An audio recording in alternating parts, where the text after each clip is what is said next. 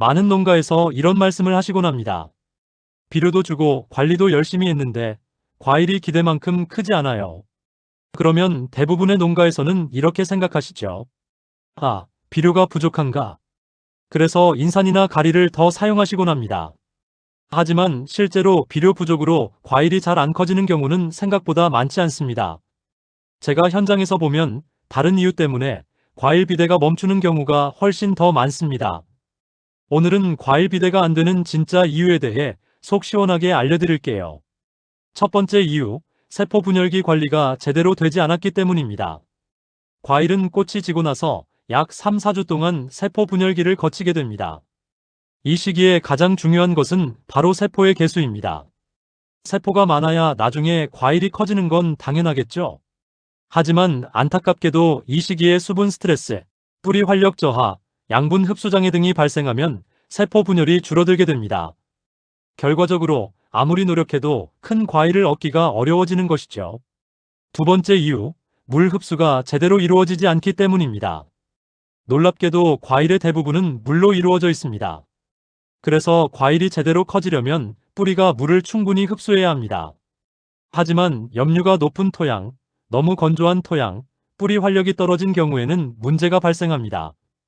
물을 아무리 줘도 뿌리가 제대로 흡수하지 못해서 과일 비대가 멈춰버리는 것이죠. 세 번째 이유, 칼륨이 제대로 이동하지 않기 때문입니다. 비대기에는 칼륨이 정말 중요한 역할을 합니다. 칼륨은 양분 이동, 당 이동, 그리고 수분 이동까지 담당하거든요.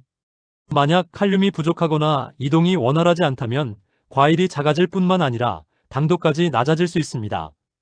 네 번째 이유, 잎의 광합성 능력이 약하기 때문입니다. 과일을 키우는 데 필요한 재료는 바로 잎에서 만들어지는 탄수화물입니다. 잎이 건강하지 못하면 과일이 작아지고 비대도 느려질 수밖에 없습니다. 특히 미량 요소가 부족하거나 병이 발생했거나 과다하게 열매가 많이 달린 경우에 이런 문제가 자주 발생합니다. 마지막 이유, 뿌리 환경이 좋지 않기 때문입니다. 제가 현장에서 가장 많이 보는 문제 중 하나인데요. 특히 염류가 높은 토양, 인산이 과도하게 쌓인 토양, pH가 너무 높은 토양에서는 양분이 충분히 있어도 작물이 제대로 흡수하지 못합니다. 그래서 비료를 아무리 줘도 효과가 나타나지 않는 것이죠. 농가가 꼭 기억해야 할 핵심은 무엇일까요? 과일 비대는 단순히 비료의 양으로 결정되는 것이 아닙니다. 세포 분열기 관리, 수분 흡수, 양분 이동, 그리고 뿌리 환경, 이 네 가지가 모두 잘 맞아야 합니다.